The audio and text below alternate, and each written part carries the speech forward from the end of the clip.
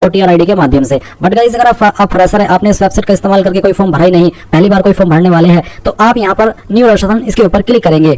अब आपके सामने कुछ ऐसा इंटरफेस आएगा। तो सबसे पहले आपको यहाँ पर आपका आधार कार्ड का नंबर डालना है, फिर कंफर्म आधार कार्ड नंबर, उस नंबर को दोबारा डाल करके वेरीफाई कर देना है। फिर आप यहाँ पर अपना मोबाइल नंबर डालेंगे। जो आप मोबाइल नंबर यहाँ पर यूज करेंगे वो आपको वही वाला करना है जो कि आपका आधार के साथ में भी लिंक है। फिर उस नंबर को दोबारा डाल करके वेरीफाई करेंगे और सेंड OTP इसके ऊपर क्लिक करेंगे। देन आपके नंबर के ऊपर एक OTP जाएगा, वो OTP आप यहाँ पर डाल करके वेरीफाई कर देना। उसके बाद में सेम वे में आप ईमेल आईडी डालेंगे। कंफर्म ईमेल आईडी के ऊपर यहाँ पर आप दोबारा ईमेल आईडी डालने के बाद सेंड OTP पर क्लिक करेंगे। OTP जाएगा, आप यहाँ पर उसको वेरीफाई कर देंगे। फिर आएगा name as per class 10 certificate, यानी कि आपको आपका नाम डालना है, वही नाम जो आपका 10th के सर्टिफिकेट के अंदर मेंशन है। फिर उस नाम को दोबारा डाल करके आप यहाँ पर वेरीफाई कर देंगे। उसके बाद में क्लास 10th रोल नंबर, जो आपका 10वीं का रोल नंबर है वो आप यहाँ पर फिल करेंगे। फिर आपसे पूछा have you ever changed your name, क्या आपने कभी आपका नाम बदला है? अगर हाँ तो यस, नहीं तो आप नो करेंगे। उसके बाद आपको डेट ऑफ बर्थ देनी है। डेट ऑफ बर्थ में पहले आप डे नहीं बल्कि मंथ लिखेंगे। तो पहले आपका मंथ और फिर उसके बाद में डे एंड देन आपका ईयर। तो आप यहाँ पर कैलेंडर के ऊपर क्लिक करके भी आपका डेट ऑफ बर्थ दे सकते हैं, इस तरह से जैसे कि मैं आपको दिखा रहा हूँ। पहले आप ईयर सेलेक्ट कर लेना, फिर यहाँ से मंथ और उसके बाद में डे, तो आपका डेट ऑफ बर्थ आ जाएगा। उसके बाद अगेन आप यहाँ पर कैलेंडर के ऊपर क्लिक करके जो आपका डेट ऑफ बर्थ है उसको अगेन सेलेक्ट करेंगे और यहाँ से इस तरह से वेरीफाई कर देंगे। फिर आप आपका जेंडर सेलेक्ट कर लेंगे, जेंडर को दोबारा सेलेक्ट करके वेरीफाई करेंगे।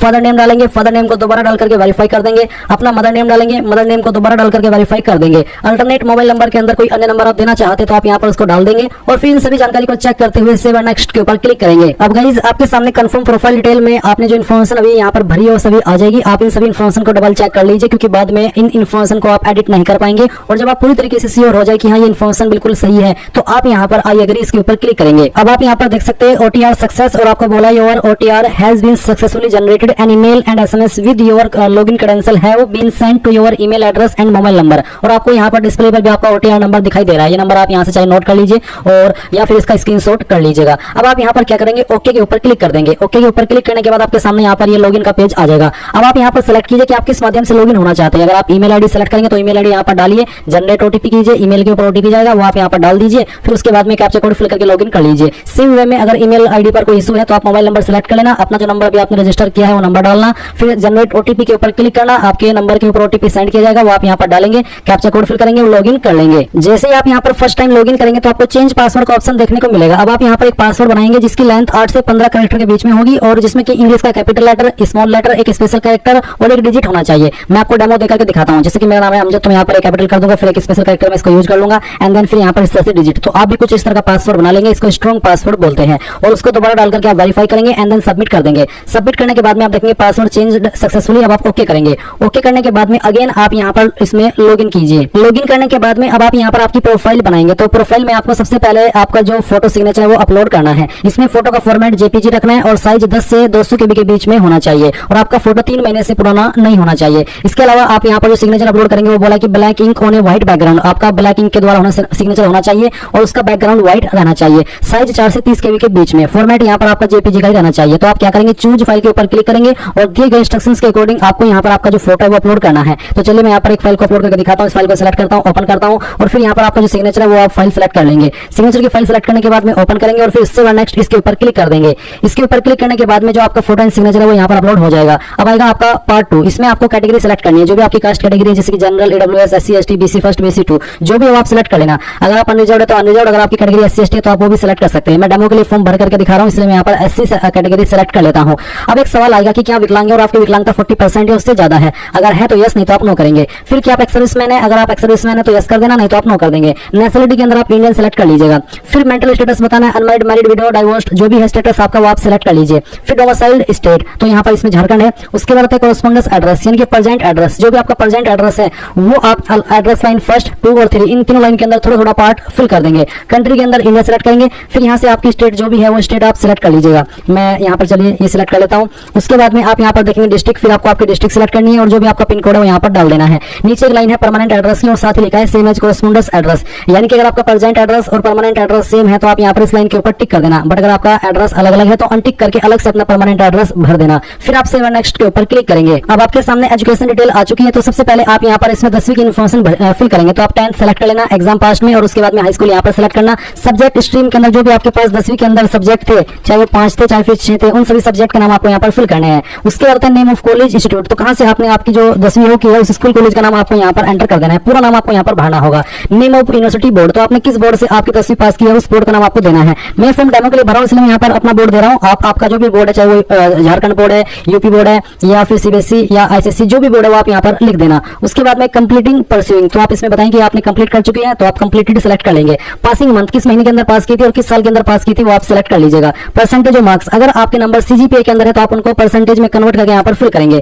क्लास ग्रेड क्या थी, फर्स्ट सेकंड थर्ड, जिनके 60+ परसेंटेज होते हैं वो फर्स्ट के अंदर आते हैं, जिनके 45 से लेकर के 59 के बीच में रहते हैं वो सेकंड क्लास, और जिनके 33 से लेकर के 45 के बीच में परसेंटेज होते हैं वो थर्ड क्लास में आते हैं। इसके बाद जो आपका 10th का सर्टिफिकेट नंबर है वो आप यहाँ पर डालेंगे और प्लस ऐड इसके ऊपर क्लिक करेंगे। इसके बाद आप यहाँ पर देखेंगे कि आपकी 10वीं की जानकारी ऐड हो चुकी है। अब आप सेम वे में 12वीं की इन्फॉर्मेशन फिल करेंगे, तो आप 12th और डिप्लोमा वाला ऑप्शन सेलेक्ट कर लेना। उसके बाद में यहाँ पर आपने अगर 12वीं किया तो इंटरमीडिएट, और अगर डिप्लोमा किया तो डिप्लोमा सेलेक्ट कर लेंगे। उसके बाद में सब्जेक्ट स्ट्रीम, तो यहाँ पर जो भी आपके सब्जेक्ट है वो आप एंटर कर देना, जैसे कि मैं आपको यहाँ पर एंटर करके दिखा रहा हूँ। देन आप यहाँ पर जो आपका नेम ऑफ इंस्टीट्यूट या फिर कॉलेज है वो एंटर कर देंगे। तो चलिए यहाँ पर आपको आपके इंस्टीट्यूट या फिर कॉलेज का नाम एंटर कर देना है। फिर आप यहाँ पर जो आपका बोर्ड है उस बोर्ड का नाम आपको एंटर करना है।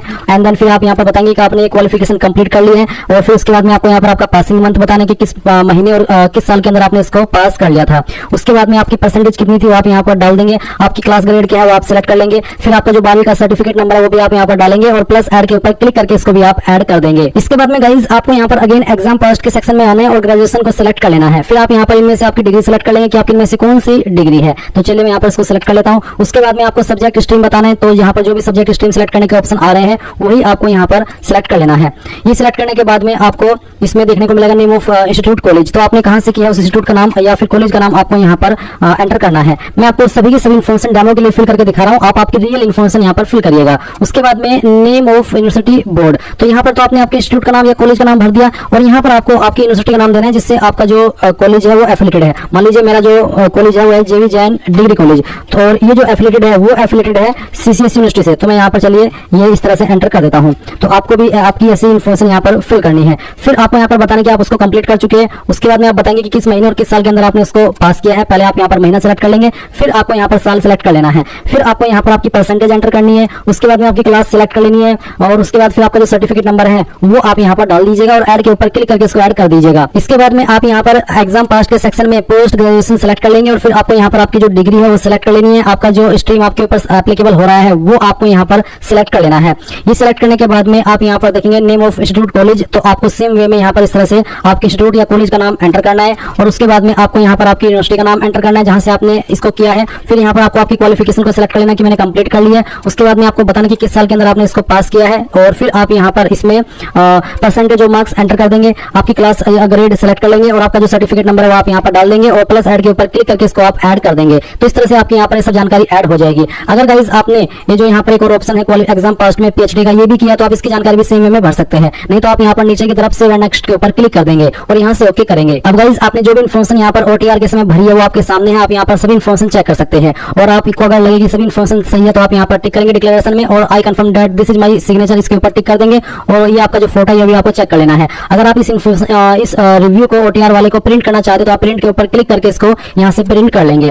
प्रिंट करने के बाद में गाइज आप नीचे की तरफ कंफर्म के ऊपर क्लिक कीजिएगा और यहाँ से ओके कर दीजिएगा। ओके करने के बाद में आप देखेंगे your OTR profile has been successfully completed. अब आप यहाँ पर एलिजिबल है किसी भी एग्जाम पर अप्लाई करने के लिए, तो आपको to apply please click here इसके ऊपर क्लिक करना है। इसके ऊपर क्लिक करने के बाद यहाँ पर Jharkhand eligibility test JET 2024 active है, तो आपको क्या करना है, क्लिक हियर टू व्यू इसके ऊपर क्लिक करना है। इसके ऊपर क्लिक करने के बाद यहाँ पर इंस्ट्रक्शन है, अब आपको अप्लाई नाउ इसके ऊपर क्लिक करना है। फिर यहाँ पर इस तरह से इंस्ट्रक्शन है, अब आप आई एग्री इसके ऊपर क्लिक करेंगे। इसके ऊपर क्लिक करने के बाद यहाँ पर आपको सब्जेक्ट फॉर पेपर 2 वो सिलेक्ट कर लेना है। तो मैंने यहाँ पर एजुकेशन से इसमें अप्लाई कर रहा हूँ, तो मैंने यही सिलेक्ट कर लिया है। Have you cleared the previous JET exam 2006? अगर आपने इसको क्लियर किया तो आप यस करना, नहीं तो आप नो कर दीजिए। क्वेश्चन पेपर मीडियम, तो आपको बताना है कि हिंदी के अंदर चाहते हैं क्वेश्चन पेपर या इंग्लिश के अंदर, जो भी लैंग्वेज सिलेक्ट कर लेंगे फिर उसी में आपको एग्जाम देना होगा। इसके बाद सवाल है कि whether you are presently employed in government sector, क्या आप अभी प्रेजेंटली गवर्नमेंट सेक्टर में जॉब कर रहे हैं? अगर हाँ तो यस, नहीं तो आप नो करेंगे। Do you claim sports reservation, जो स्पोर्ट्स कोटा है उसके लिए क्या आप क्लेम करना चाहते हैं? तो यस करें, नहीं तो आपको नो करना है। फिर पूछे क्या आप ब्लैकलिस्ट या डिग्रेड किए गए हो UPSC, any public service commission और any other exam conducting agency? अगर हाँ तो यस, नहीं तो आप नो करेंगे। फिर mention the relationship if you are the relative of chairman member gazetted non gazetted employ of JPSC, यानी कि जेपीएससी के जो चेयरमैन है या मेंबर है या फिर गेजेटेड या नॉन गेजेटेड एम्प्लॉय है, क्या आप उनके रिलेशन में है? अगर आप उनके रिलेशन में है तो आपको यहाँ पर बताना है कि वो आपके क्या लगते हैं। अगर आपके कोई रिलेशन में नहीं है तो आप यहाँ पर नथिंग लिख देना है, या फिर आप यहाँ पर नॉट एप्लीकेबल लिख देंगे, क्योंकि जब तक आप यहाँ पर इस वाले ऑप्शन को फिल नहीं करेंगे जब तक आप आगे नहीं बढ़ पाएंगे। तो अगर आपका रिलेशन है आप रिलेशन लिख देंगे, जैसे कि ब्रदर अंकल जो भी है वो आप लिख देंगे। अगर नहीं है तो आप नॉट एप्लीकेबल के ऊपर क्लिक करके सेव नेक्स्ट के ऊपर ओके कर देंगे, यानी कि नॉट एप्लीकेबल आपको वहां पर टाइप करना है।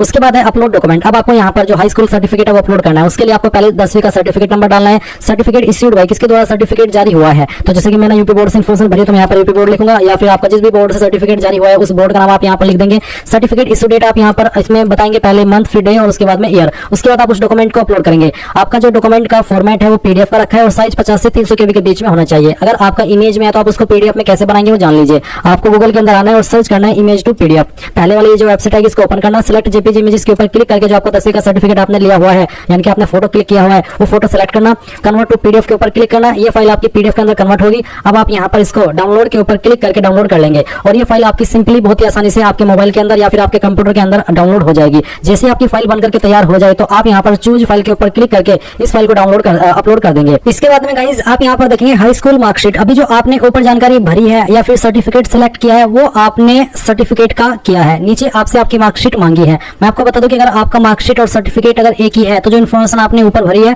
वही इन्फॉर्मेशन आप यहाँ पर हाई स्कूल मार्कशीट डिटेल्स के अंदर भर देंगे, जहां पर आप मार्कशीट नंबर देंगे। अगर हाँ 10वीं के सर्टिफिकेट के ऊपर अगर आपका मार्कशीट नंबर अलग है और सर्टिफिकेट नंबर अलग है तो आप यहाँ पर मार्कशीट नंबर के अंदर मार्कशीट नंबर डाल देना, क्योंकि आप ऑलरेडी ऊपर की तरफ उसमें सर्टिफिकेट नंबर भर चुके हैं। बट अगर एक ही नंबर है सर्टिफिकेट नंबर तो आप यहाँ पर मार्कशीट नंबर में जो 10th के सर्टिफिकेट के ऊपर आपका नंबर है सर्टिफिकेट का वो डाल दीजिएगा। इश्यूड बाय जो भी बोर्ड के द्वारा उसको जारी हुआ है वो आप डालेंगे, इश्यू डेट और डॉक्यूमेंट, क्योंकि दोनों का एक ही है तो दोनों में आप एक ही सर्टिफिकेट अपलोड करेंगे। इसके बाद में सेम वे में आप यहाँ पर जो आपका 12वीं का सर्टिफिकेट डिटेल्स है वो फिल करेंगे। और अगर आपका 12वीं का सर्टिफिकेट और मार्कशीट एक ही है तो जो इन्फॉर्मेशन आपने यहाँ पर भरी है वही इन्फॉर्मेशन आप इंटरमीडिएट मार्कशीट डिटेल्स के अंदर फिल कर देंगे और वही डॉक्यूमेंट आप यहाँ पर सिलेक्ट करेंगे। उसके बाद में आती है graduation certificate detail. Upload the relevant graduate degree certificate as required for the post as per the advertisement, यानी कि जो रिक्वायर्ड सर्टिफिकेट है वो आपको यहाँ पर देना होगा। तो आप सर्टिफिकेट नंबर डालेंगे, सर्टिफिकेट किसके द्वारा इशू हुआ है उस यूनिवर्सिटी का नाम आपको देना होगा और फिर सर्टिफिकेट इशू डेट और अपलोड डॉक्यूमेंट, फिर आपकी मार्कशीट की इन्फॉर्मेशन आप यहाँ पर देंगे। उसके बाद में पोस्ट ग्रेजुएशन सर्टिफिकेट की डिटेल्स आप यहाँ पर फिल कर देंगे, पहले सर्टिफिकेट की और फिर आपकी मार्कशीट की। उसके बाद में अगर आप SC ST OBC से तो आप यहाँ पर कास्ट सर्टिफिकेट की जानकारी देंगे। उसके बाद में डोमिसाइल सर्टिफिकेट की जानकारी भरेंगे, जहां पर आपको सर्टिफिकेट नंबर देना होगा,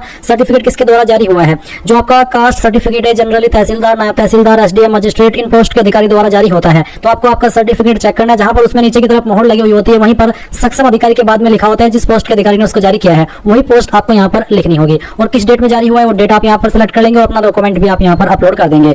इसी प्रकार से आप निवास प्रमाण पत्र अपलोड करेंगे। फिर है provide Aadhaar number, if not available submit any other valid ID proof, यानी कि आपको आपका आधार नंबर देना है। अगर वो नहीं है तो आप इनमें से कोई अन्य ID यहाँ पर दे सकते हैं, जिसमें कि आपको डॉक्यूमेंट टाइप आपको बताना होगा कि कौन सी ID आप दे रहे हैं। अगर आधार नंबर दे रहे हैं तो आपको आधार लिखना होगा, अगर आप यहाँ पर वोटर ID दे रहे हैं तो आप वोटर ID लिखेंगे, अगर आप पैन कार्ड दे रहे हैं तो आप डॉक्यूमेंट टाइप में पैन कार्ड लिखेंगे और उसका नंबर डालेंगे और वो ID आप यहाँ पर सिलेक्ट कर लेंगे। फिर आपको यहाँ पर एग्जाम सिटी प्रेफरेंस में पहली चॉइस सिलेक्ट कर लेनी है, फिर उसके बाद में सेकंड एंड देन आपकी थर्ड। ये सभी जो आप फाइल यहाँ पर सिलेक्ट कर ले और अपनी सभी इन्फॉर्मेशन फिल कर ले, देन आप यहाँ पर नीचे से नेक्स्ट के ऊपर क्लिक करेंगे। अब गाइस आपके सामने यहाँ पर आपके एप्लीकेशन फॉर्म का फाइनल प्रीव्यू आ चुका है, जिसमें कि आपकी OTR की डिटेल भी है और जो आपने बाद में अप्लाई किया उसकी डिटेल भी है। तो सभी इन्फॉर्मेशन आपको यहाँ पर चेक करनी है और जब आप पूरी तरीके से श्योर हो जाए तो आप यहाँ पर डिक्लेरेशन के ऊपर टिक करेंगे एंड देन आपको सेव एंड नेक्स्ट के ऊपर क्लिक करना है। अब गाइस आपको यहाँ पर कुछ ऐसा इंटरफेस देखने को मिलेगा जहाँ पर आपको आपका रोशन नंबर दिया है, आप नोट कर लीजिएगा और साथ ही आपकी कैटेगरी के ऊपर जो फीस एप्लीकेबल है वो अमाउंट आपको देखने को मिलेगा। तो ये कैप्चा कोड आप डालना और पे नाउ के ऊपर क्लिक कर देना और उसके बाद में आपको पेमेंट के पेज पर ट्रांसफर किया जाएगा। आप आपकी फीस यहाँ पर क्रेडिट, डेबिट कार्ड, UPI या फिर नेट बैंकिंग यानी कि इनमें से किसी माध्यम का इस्तेमाल करके जमा कर सकते हैं। अगर आप UPI से करना चाहते हैं